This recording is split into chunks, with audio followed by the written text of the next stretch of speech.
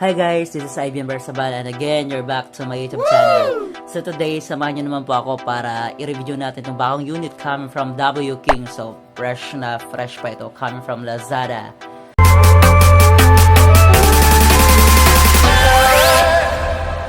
So ayan guys, ito po yung W King H10S. Wow. So meron siyang dalawang variant. The W King H10 na meron siyang 120 watts and ito naman dahil low budget tayo, so yung binili natin is yung H10S. So meron naman po siyang 80 watts power. So samahan niyo ako at ating himay-himayin anong meron sa speaker na to.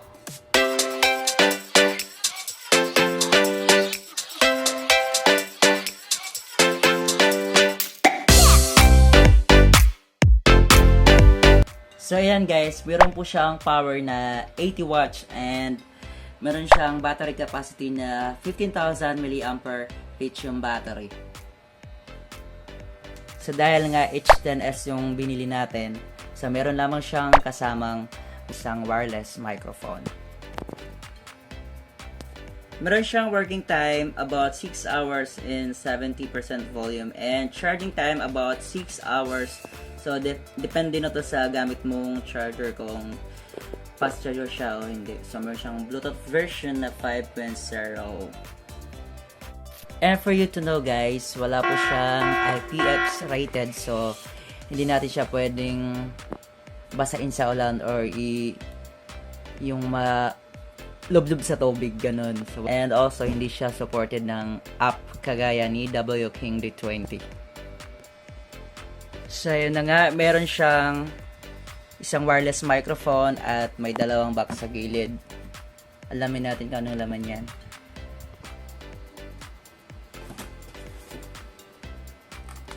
So, yung isang box, meron siyang laman na remote control. Yan. Yan po yung remote control niya. So, iba po siya sa remote control ni D20 and ni T6. Yan. And then, meron siyang, of course, yung user manual. Yan. Yan. Mahaba siya. Yan. Tamad tayo magbasa, itapon na natin. Joke. Ayan. Next, yung kabilang box. Yung kabilang box, so andito yung 3.5 audio cable or audio jack niya. Yan. This is for auxiliary port sa likod ng speaker.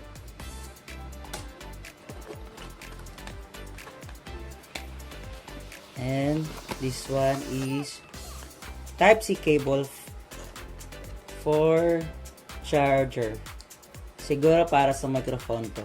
Charger ng microphone. And of course, the last but not least, ito na yung pinaka main charger ng main unit natin. Ayan. So ayan, kung mapapansin nyo guys, hindi po siya Type-C. Yung mga magtatanong po dyan, hindi po siya Type-C. Bilog po yung connector niya. Charger connector. So, yung iba dyan, nag-iisip sila, minsan nag-hesitate sila bumili ng ganitong unit gawa ng yung charger niya is hindi Type-C. Kasi pagdating sa outdoor, hindi mo siya masasaksak sa power bank. Kasi yung mga power bank natin, meron lamang siyang 5 volts and Type-C connector. But don't worry guys, mamaya ipapakita ko sa inyo, gagawa natin siya ng paraan. Meron tayong tricks para dyan, okay? Next, we have the microphone. And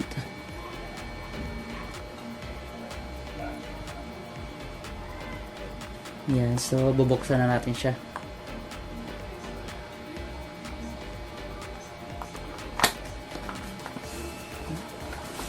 Tada! So ito yung microphone niya.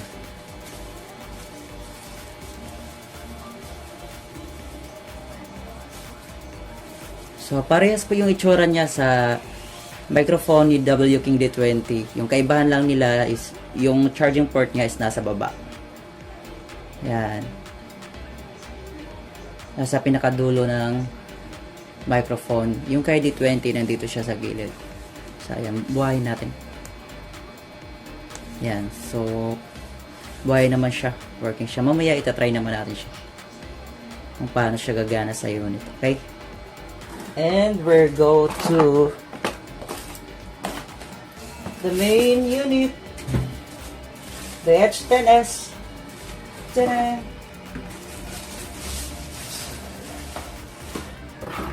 So, ayan siya mga friend. But wait, may napapansin pa ako sa loob ng box. So, andito pala yung yan. Yung resibo niya at yung warranty card niya. Yan. At meron siyang kasamang yan, mga gift. Ito yung mga vouchers para sa next purchase mo. Scan mo lang daw yan. Meron siya mga ano dyan. Ayan. So, ayan. Ito po yung itsura ng pinaka-main unit, guys. Kung mapapansin mo, meron siyang dalawang rotatable knob. So, ito yung para sa volume niya. Main volume ng music. And this one's for the bass. Andito yung power on button niya. And the next and previous at sa gitna, ito yung pause and play. Then meron siyang mode. And this one's for recording. So pag nagre-record kayo, gagamitan nyo ng SD card. Ito yung pipindutin nyo. So nasa user manual yung guide kung paano gawin yung pagre-record. At ito naman para sa guitar. So pag sinalpakan nyo siya ng guitar, magkaka-function yan. Pipindutin mo yan. And then, lalabas dito sa display yung guitar. Tapos, dito yung adjustment mo ng volume ng guitar. And, same thing sa microphone. So, pagkasalpak nyo ng wired microphone, unang pindot mo para sa mic volume. And, next press mo is for mic echo. Yan. So, ito po yung control ng wired mic. So, kasi dito sa wireless mic niya, meron siyang sariling control. Kita mo yan. Oh, yan. May mic volume and mic echo. Yan. So, maganda siya, guys. Then, ito naman yung leader, niya, handle. Para mas madali mo siya bitbitin sa outdoor. Yan. Pag may gala kayo, pag may outing. So, dito mo lang siya hawakan. And the next, tingnan naman natin kung ano meron sa likod niya. Ay, wait. So, ito pala yung niya, guys. Tatak niya, W King. Parang piniprint lang siya. Hindi siya naka-carve. Hindi siya nakagaya sa JBL na nakalutang. Parang 3D. So, ayan. Parang piniprint out lang siya. W King. So, I think ito yung isa sa kailangan i-improve ni W King. Para sa akin. Yung, gagawin siyang 3D. 3D yung niya, yung tatak. Para mas looks, naman siya. Presentable. Mas elegant and mas classy. Ganun. The next thing na natin sa likod. Yan. Yan po yung likod niya. So, yung sinasabi ko kanina, dito mo isasalpak yung guitar. Microphone. Dito naman yung guitar and mapapansin mo yung malit na butas, yan yung para sa reset. Susukin mo yan ng malit na pin. Ito naman yung USB. Pag gusto mo gusto mo magpatugtog gamit yung flash drive, yan. Dito may sapak yung USB. And this one's for TIFF card or memory card. So, pag nagre-record kayo, hindi siya magpa-function once wala siyang memory card. So, kailangan nyo siyang salpakan ng memory card. Ito naman para sa auxiliary. Yung 3.5 audio jack mo. So, ito. Magagamit mo to once walang Bluetooth device yung player mo. Like yung DVD and TV na hindi smart TV, wala siyang Bluetooth. So, ito yung gagamitin mo yung 3.5 audio cable. Okay? And this one for the charger. So, meron siyang sariling charger, guys. Yung pinakita ko kanina. Yung bilog. Yan. Yan. 15 volts and 1.6 ampere. Yan. Ito naman yung ano niya sa baba. Right? So ayun, kagaya nga ng sinasabi ko kanina guys, gagawa natin ng paraan yan. So may ituturo tayong tricks kung paano natin mapagana yung unit, paano natin siya i-charge gamit yung power bank. And of course, at the first place, bago ko naisipang bilhin yung unit na to, naisip mo na yan before kung paano kaya ganyan. Paano ko kaya mapapagana to sa power bank, paano kaya pag ginamit ko other. And then pumasok sa isip ko, sabi ko mag-search kaya ako online, baka may makita kong adapter na para magamit natin siya, para ma-convert natin yung 5 volts ng power bank to 12 volts na kailangan ng unit natin na supply. So ayan guys, ito na nga yung power bank natin. At ito yung sinasabi ko sa inyong adapter. So ayan. Naka USB type po yung dulo niya and may bilog siya na connector sa dulo. So yung 5 volts natin, i-convert niya sa 12 volts DC. So ngayon, itatry natin para makita nyo kung gagana siya o hindi.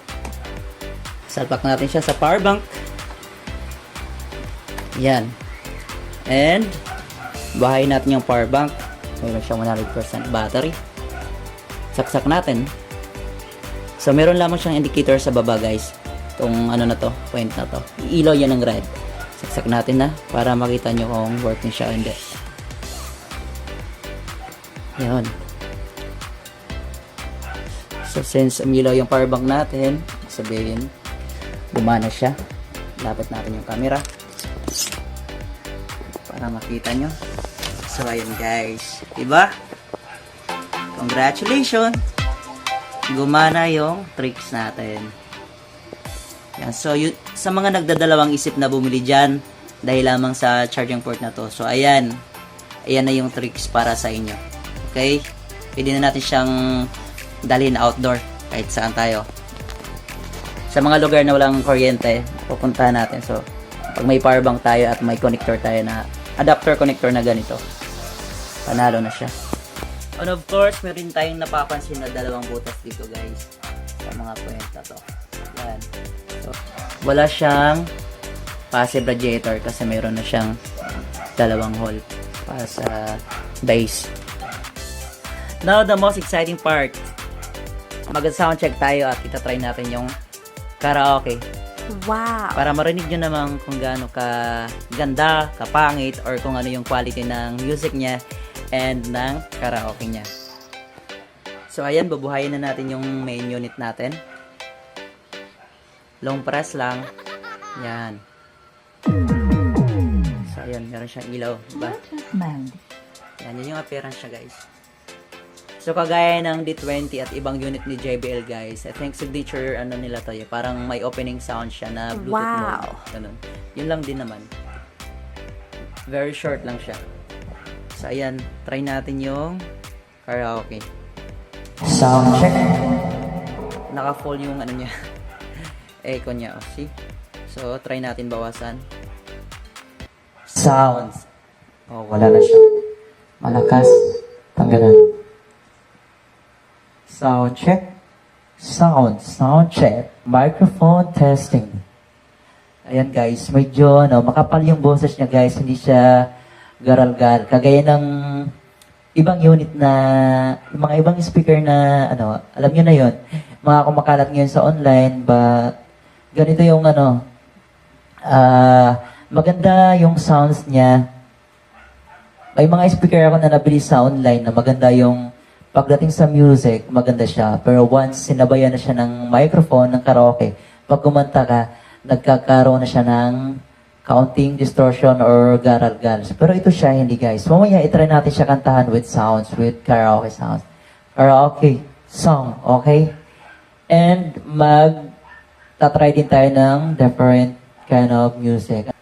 So, ito yung quality ng microphone niya sa ganitong settings. So, pwede mong lakasan yung mic volume, pwede mong hinaan, and then and of course, yung echo niya, pwede rin. Depende kung gusto mo magsalita lang. So, ito yung preferred niya na best settings niya. Ganito, pag nagsasalita lang, wala siyang echo. And then, pag magkakaraoke ka, syempre, lalagyan mo siya ng echo like this. Hey, sound check.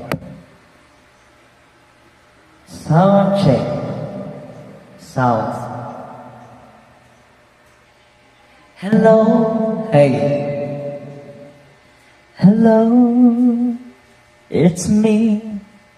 I forgot it.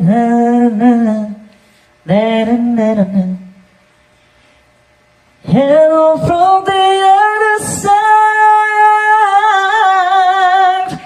Must have called 1,000 times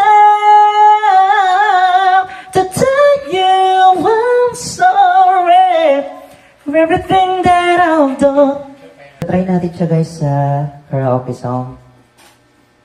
We fell in love on the first night that we met.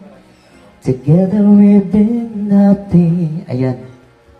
Sana hindi tayo makapiright. The little chances of a slowly taking place. Ayan, narinig niyo ba guys?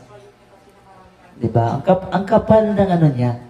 Ang kapal ng boses mo pag mas lalong gaganda yung boses mo. Medyo ano siya yung quality yung tunog ng microphone niya.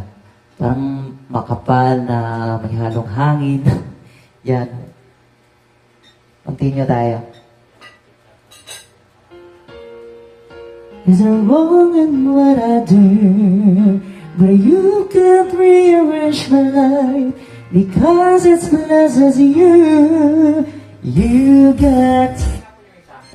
Diba? Ang ganda niya. Oh, the best siya guys, promise. Ang ganda siya kantahan. So next, try naman natin magpatugtog ng different song. So, sa ano lang tayo in CS, para hindi tayo makapiright. Pag nagpatugtog kayo, yung ma-adjust nyo lang is yung main volume and ito yung sa bass. So, meron siyang hanggang 8 level ng bass. So, pag hininaan mo, ayan, minus bass. And, yan, magni-negative pa siya. Hanggang 8 din. So, ayan. Try na natin magpatugtog.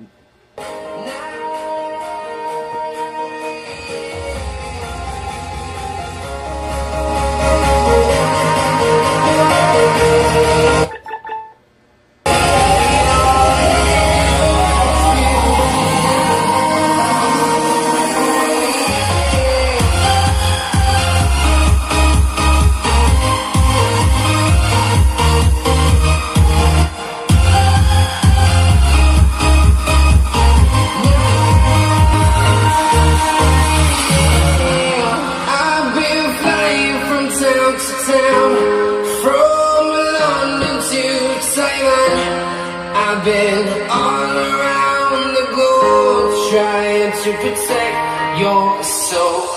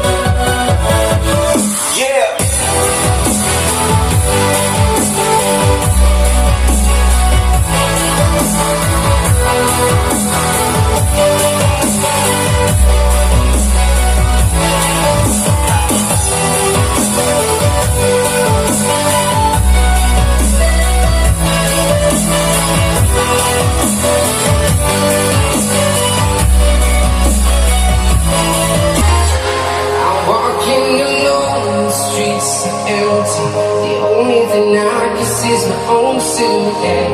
I'm getting stronger, step by step. The clock is ticking, but there's no time for it.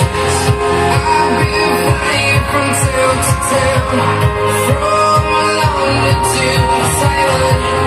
I've been all around the globe, trying to protect your soul.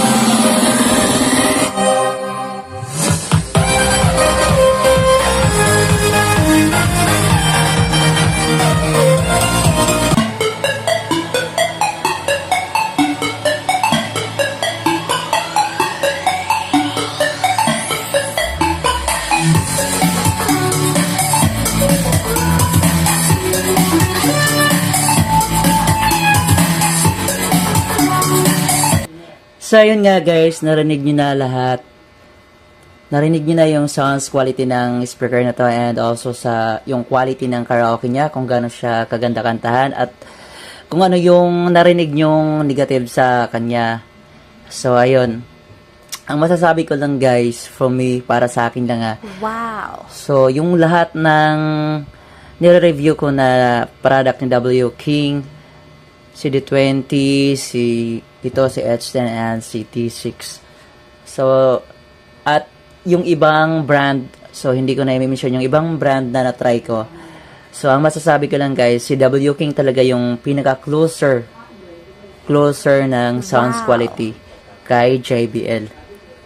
So, ayun guys. Para sa akin guys. So, it's up to you na kung, kasi iba-iba naman tayo ng preference pagdating sa audio. Hindi rin naman ako audio expert and professional. So, mahilig lang talaga ako sa speaker, mahilig sa music, sa ganitong anything na related sa music and basta kung saan magamit ko yung talent ko sa pagkanta. So, ayun guys. It's up to you na kung gusto nyo siyang i-try. And meron naman siyang isa pang variant na 120 watts, yung H10, kasi ito H10S to. So, meron naman siyang 80 watts. So, ikaw, kung kaya naman ng budget mo yung 120, so mag 120 ka na para mas malakas. And kung low budget ka, gaya ko, ito lang yung na-afford ko. So, nabili ko na siya guys ng around 8,000 nung 88 sales sa Lazada. So, i-drop ko na lang sa baba guys sa description below yung link ng pinagbilhan ko kung interesado kayo sa unit na to. Okay, and yung ibang soundcheck natin guys, i-upload ko na lang siguro sa sa short videos. So, doon hanapin nyo lang sa mga short videos na aking upload. And for our next video guys, abangan nyo na lang kasi try natin siya i-compare sa ibang brand or ibang unit na same naman ng wattage niya, like sa Zelote S67 and SoundArc M1 kasi pare-parehas naman silang 80 watts. So, maraming salamat sa panonood and thank you sa inyong lahat. Guys, please wag niyong kalimutan mag-like kung nagustuhan niyo yung ating review. Mag-like ng videos. I-like niyo yung videos natin guys and kung pwede pa-share na lang din and pa-subscribe. Salamat sa mga nagsasubscribe. Thank you. Bye-bye.